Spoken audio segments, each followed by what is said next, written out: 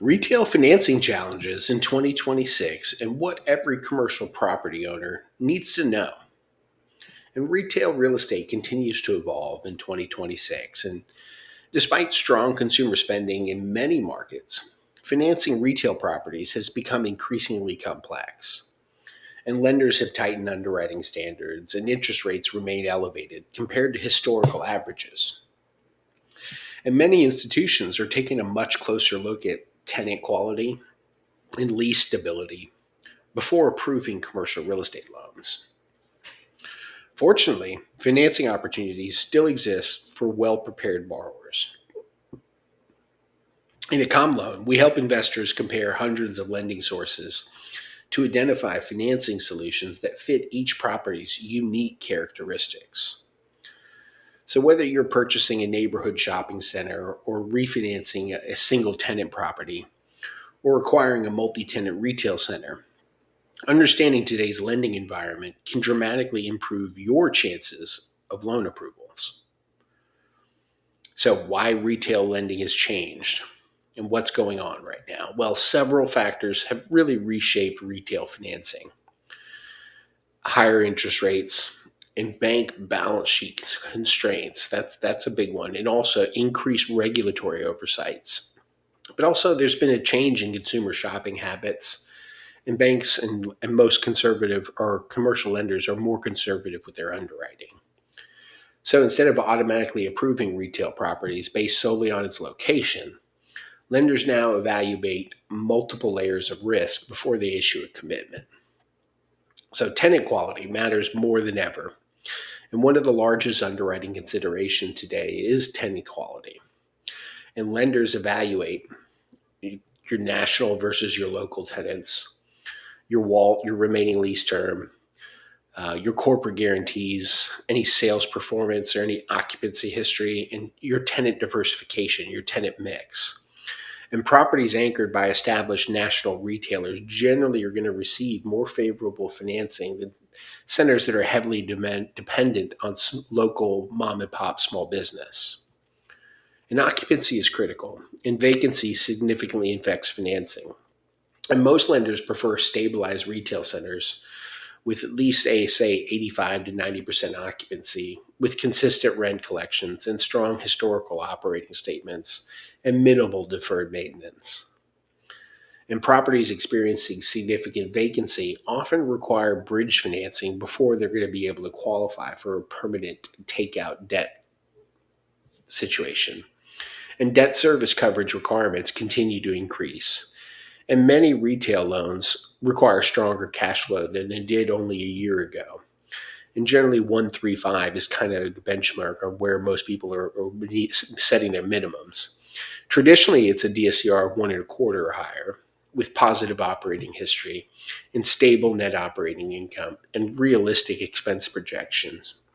And borrowers with stronger cash flow are generally going to receive better interest rates with lower reserve requirements and higher leverage and faster approvals. Location still wins, and retail is still highly localized, and lenders favor properties that are located near population growth nodes and with high income demographics. They love medical developments and mixed use communities with strong traffic counts near new residential construction. So, growing suburban markets continue attracting significant lender interest. And interest rates matter, but loan structure matters more. And many borrowers focus only on interest rate, whereas professional capital advisors are going to evaluate a few lenses. So we look at amortization and fixed versus floating rates and interest only periods and prepayment penalties and cash out flexibility and recourse versus non-recourse options. And the best loan is often not simply the lowest interest rate. So why comparing hundreds of lenders creates better results for you? And this may be a no-brainer, but one bank only offers one opinion. And a capital advisor like myself provides access to hundreds of lending institutions, including banks and credit unions and life insurance companies, and CMBS lenders and agency lenders and debt funds and bridge lenders and SBA lenders. And each lender has different risk tolerances. So the lender that's declining your transaction may simply not be the right fit. So how CommLoan can help retail investors? Well, CommLoan's technology platforms allows and enables borrowers to compare financing from hundreds of lenders using one streamlined lending platform. And some benefits there include is you're going to have more financing options and competitive pricing with faster lender matching and flexible loan structures. But you also get it from an experienced capital advisor and better execution from application through closing. So rather than relying on one bank's lending appetite, investors gain access to a much broader commercial lending marketplace.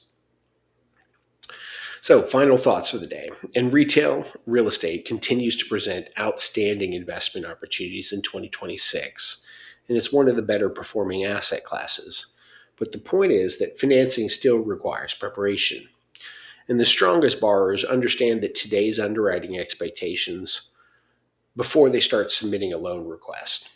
And working with a commercial mortgage broker like myself, who can compare hundreds of lenders, often produces better financing, more flexible structures, and higher closing success than approaching one single bank.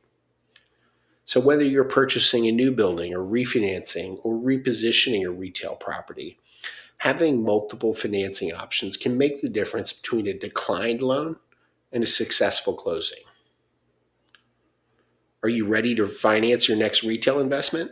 Well, if so, that's what I do. My name is Bill Rapp. Please visit my website, billrapp.commloan.com, and you can compare commercial loan options from hundreds of lenders and discover the financing strategy that best fits your investment goals. Thank you for taking the time today. I hope you enjoyed.